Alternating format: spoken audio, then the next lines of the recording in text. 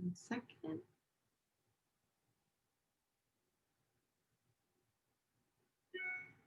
Hi, this is Carol, president of ICANT, and I'm here with Dr. Witherspoon to discuss non-monogamous relationships. So Dr. Witherspoon, welcome. Can you introduce yourself? Tell us a little bit about you. Sure. My name is Dr. Ryan Witherspoon. I'm a psychologist in the Pasadena area. And in addition to working with a lot of clients who are in various types of non-monogamous, open, polyamorous relationships, I'm also a researcher in that field and do some writing. And it's a subject that I'm very excited to get to share more about with other clinicians.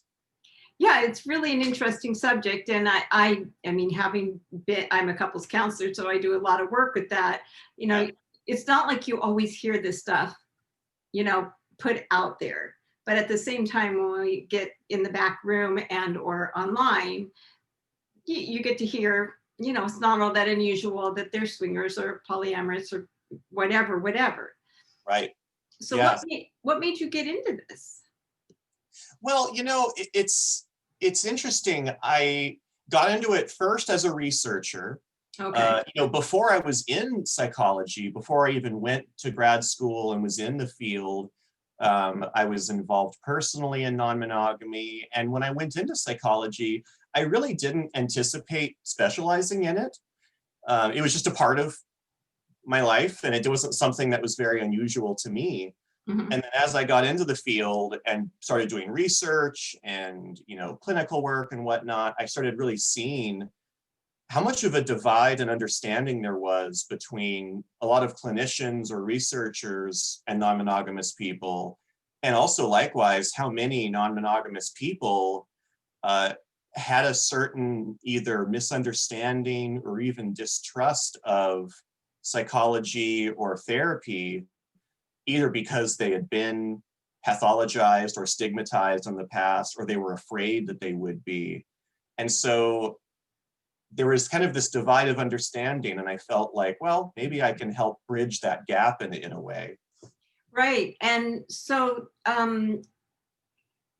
what are you finding percentage-wise? I mean, you must be, since you're niching in this area, what are you seeing with relationships in terms of, what the percentage would be of people that are doing what you call non-traditional, but maybe it's traditional? Yeah, right. So we actually finally have some pretty good statistics, at least for North America. We have some representative studies for the United States and Canada, Mm-hmm. and it's been found that about 4 to 5% of all adult romantic relationships are consensually non-monogamous in some way. So that could mean swingers, open relationships, polyamory. We don't know exactly what the proportions of those different types are. Mm-hmm. And there's so many different ways it can be configured and work. It's hard to even draw lines around what the different terms might even mean, which is a whole other subject. But Mm-hmm. so if we think about 5% of all adult relationships, and we also know that among single adults, 20% of them have previously been involved in non-monogamy in some way. 5% is actually a big number. Mm-hmm. The entire proportion of Native American, Alaska Natives in the United States is 1% of the population. Wow. Just as an example. So we're talking about 5 times that percentage. And so it's actually a very significant minority of relationships. And like you said, it starts to raise questions around, well, are these non-traditional? What counts as traditional anymore? And what does tradition mean in terms of the value people place on it and how that relates to their own cultural identities, Mm-hmm. other aspects of their identity. And so there's a lot of richness in there. And what I've found in my work, in the research, is that even to say, oh, I I work a lot with non-monogamous relationships, that can mean so many different things, and there can be so much complexity and nuance. You know, it's like saying, oh, I work a lot with gay clients. Well, what does that mean exactly? You know? There's like 11 different, I don't know how that works, you know, in terms of sexual gender identity and what you call yourself and what you're comfortable with.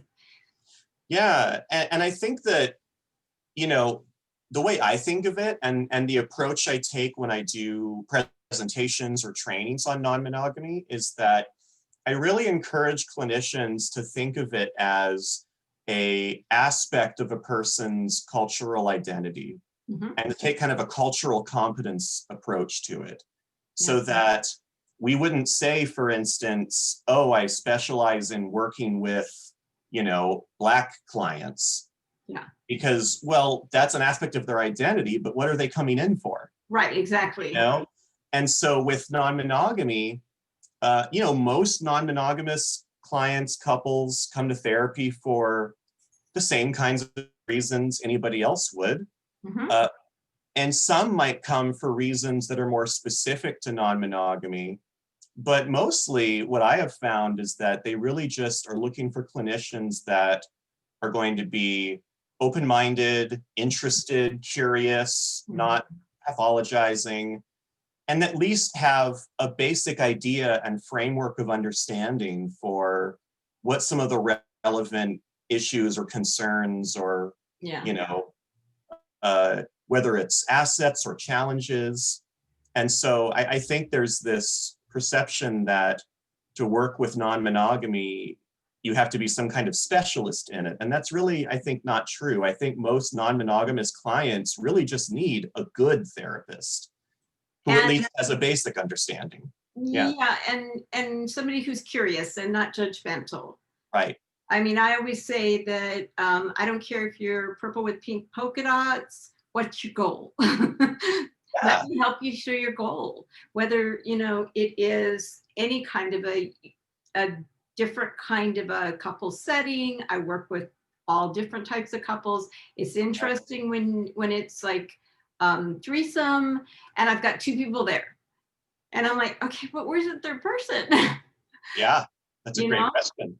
Yes. And I'm like, if there's three people, why wouldn't there be three people there so we can have a discussion with everybody and negotiate? Yeah, exactly. And there's a lot of interesting systemic dynamics that can happen in non-monogamous relationships, just like in families, you Yeah. know, same stuff. And Mhm. that's something I like to talk about in the presentations I give. Mhm. Um, and I really agree with you that curiosity, I think, needs to be Mhm. really one of our biggest qualities that we bring.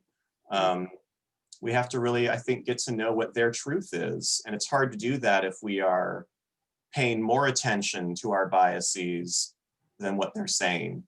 Mhm. We have our biases. I have mine. We all have them, but Of that's course. okay, you know. Right. But we have to just be aware of them and know, okay, that's what that is. But what is this in front of me that I'm hearing? Yeah, I've heard, and I say this often, Buddhist concept of I don't know mindset. Yeah, I like that. To me, at one point, I did a podcast on curious intentions. So just living in curiosity, um, having the clients teach me about their specific population because every family really does have their own. And Right, you know, if that is non-monogamous, just help me to understand how it works for you and how I can negotiate and help you guys, you know, get to where you want to be. right. You know, to me, that's the way you do it. And is that what you find?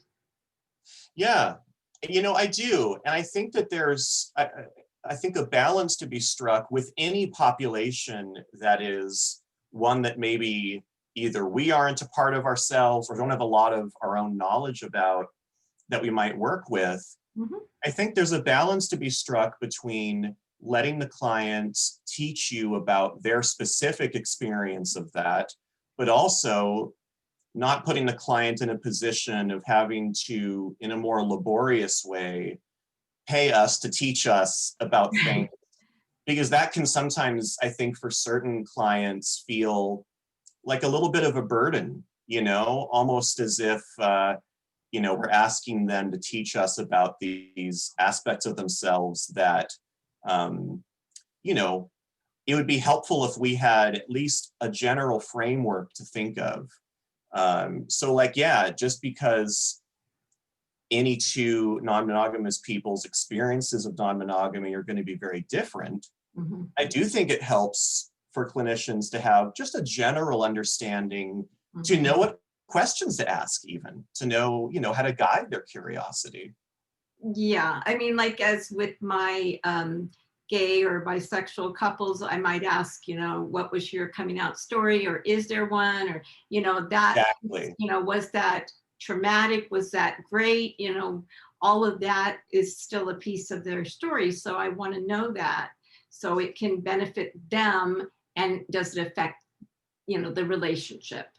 That's a great example, because if, if we were a clinician that didn't know anything about gay or bisexuality, we wouldn't even, and they said, oh yeah, it was hard when I came out, we'd be like, came out, what do you mean?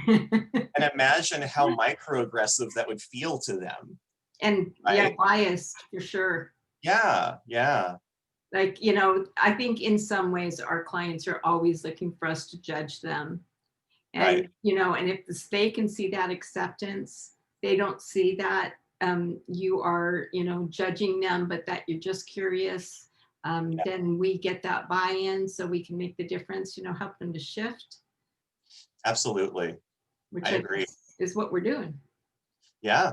And a lot of non-monogamous clients that I work with or see are coming to the table with some of their own internalized bias or shame or uncertainty or guilt, because, like most of us, they grew up in a very mononormative culture here in America, Mhm. which implicitly taught them that that is the only right and good way to be in a relationship. And so even if, rationally they might think, no, I don't want to, I don't really agree with that, I want to live in this different way, internally, of course, there could be conflict about that. And that can be, we can play such a powerful role, like you were saying, just by helping affirm and validate and reduce their shame, you know? Yeah, and that's, I guess, what we get to all the time is these shame cycles, whether it's addiction Oh, or, yeah, whatever. yeah. Um, so thank you so much for just starting this. So Dr. Witherspoon is going to be speaking at iCamp on January 22nd, 9 to 11. We're going to put the information down below wherever we happen to post. We'd love you to join us. Even if you're from another state, you can still join us as a guest for $20. And we would love you to do that so you can learn about this subject matter. I myself have about a stack this high of trainings with certificates, because I never want to stop learning.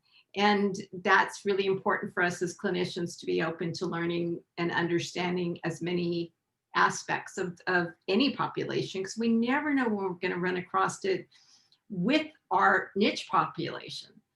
Yeah. Yep. So with that said, I will be introducing you that day, and I look forward to it. And if you could give me your information, so I can post that as well, I would love that. What is your website? It's ryanwitherspoon.com. Just Great. like Reese Witherspoon, but we're not related. We're right back to that. ryanwitherspoon.com. Got it. Okay, so look for that. And you said you do a bit of writing. Yeah, a little bit. I do publish some research articles now and then. I'm currently co-authoring a book on working with kinky people and communities. Mhm. And I do a little bit of blogging here and then. I'm really not very good at blogging consistently. That's my Yeah, goal. I get that. I'm an author as well, and I understand this subject matter is going to be interesting to a lot of people. So I look forward to this book that you're writing. In the meantime, have a great day, everybody, and we'll see you on the 22nd from 9 to 11. And don't forget to go to iecamp.com and sign up for Ryan's event. Sorry, Dr. Witherspoon. And with that, have a great day.